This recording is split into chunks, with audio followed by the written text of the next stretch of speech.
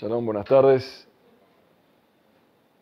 Si tenemos que elegir un médico para que nos trate o nos opere por alguna necesidad biológica, fisiológica que tenemos, y resulta que nos enteramos que el médico que nos va a operar cree en la reencarnación y en la astrología.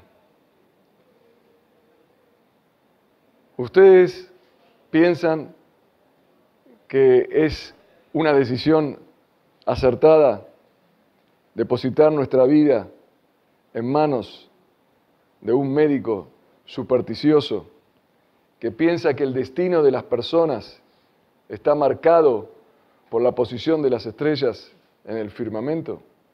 ¿O que piensa que si se equivoca en esta vida y actúa transgrediendo las normas éticas, él tiene otra vida que puede volver y compensar los errores cometidos? ¿Quién sería el inconsciente de entregar su vida a un médico, a un cirujano que tiene semejantes creencias? En la Torá, el judaísmo, el Rambam, Rabbi Saadia Gaón, son los que más se desarrollaron este tema, explican por qué la Torá está en contra, como leímos en la Perashá hace poco, de todo lo que es la adivinación, la astrología, el destino. Está en contra de aquellas personas que tienen creencias que los hacen asumir sus vidas sin responsabilidad. No, hay reencarnación.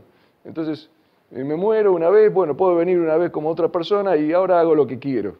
La reencarnación fue una línea hindú de hace muchos años, ideológica, que fomentaba esta creencia porque era una vida del libertinaje. ¿Por qué está el judaísmo contra esta creencia? ¿Y por qué debemos fortalecer esta ideología en esta época, en el mes de Elul? En el mes que tomamos conciencia de la responsabilidad que tenemos nosotros de vivir acertadamente, correctamente, éticamente, moralmente, según la voluntad de Dios escrita en la Torá. Dice el Rambam, si las cosas dependerían del destino, entonces, ¿qué estamos haciendo acá? ¿Cuál es nuestra función? Si en realidad uno dice, mira, casate. ¿Por qué no te pones de novio? ¿Por qué no te casás? No, el destino. Si el destino quiere, me voy a casar. Si el destino no quiere, no me voy a casar. El destino no.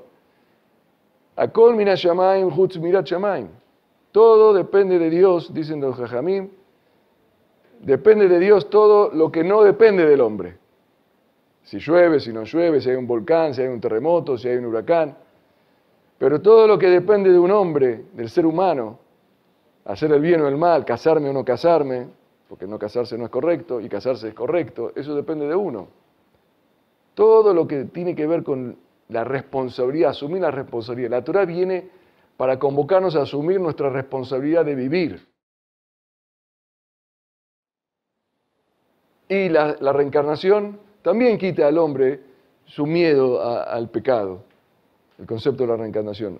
Muy fuerte son las palabras de Rabbi Saadia Gaón en el libro Emunot Vedeot, en el libro de las creencias y las doctrinas. Muy fuerte habla contra esta creencia. Y aclara, no se confundan la reencarnación con el concepto de Tejiat HaMetim, que es la resurrección, que sí, ese es un concepto básico del judaísmo, uno de los 13 principios. Y tampoco dicen los jajamim, no se confunda con el concepto de los cabalistas que hablan de Gilgul, que es otro concepto alegórico, y que cuando hablan los Mekubalim, hablan todo en una forma codificada, alegórica. Pues si ellos dicen Gilgul, no es reencarnar, no es Itatkut HaNefesh. Cuando la Torah dice que Dios sacó al pueblo judío de Egipto con la mano, Beyad Hazakao Bizroa Netuyá, con mano fuerte y brazo extendido, es una alegoría. No es que Dios tiene mano o Dios tiene brazo.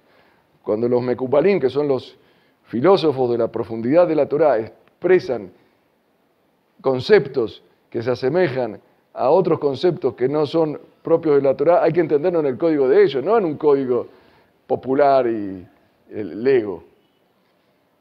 Entonces es bueno aclarar, porque ¿saben qué pasa?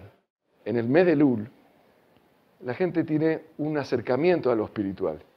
Y tenemos que tener cuidado de no mezclar lo espiritual con lo que se parece a lo espiritual, a los sucedáneos de la espiritualidad, que eran todos estos conceptos incomprensibles, astrología, reencarnación. Entonces uno de repente tiene una exaltación religiosa, quiere acercarse y aparecen estos sucedáneos de la verdadera religión, de la verdadera Torah, de la verdadera voluntad de Dios. La voluntad de Dios nos convoca a asumir nuestra vida con responsabilidad. Somos nosotros los que vamos a determinar nuestro propio destino y escribir nuestro propio libro. Y somos únicos e irrepetibles. No puedo estar en 20 cuerpos. La vida se vive una sola vez.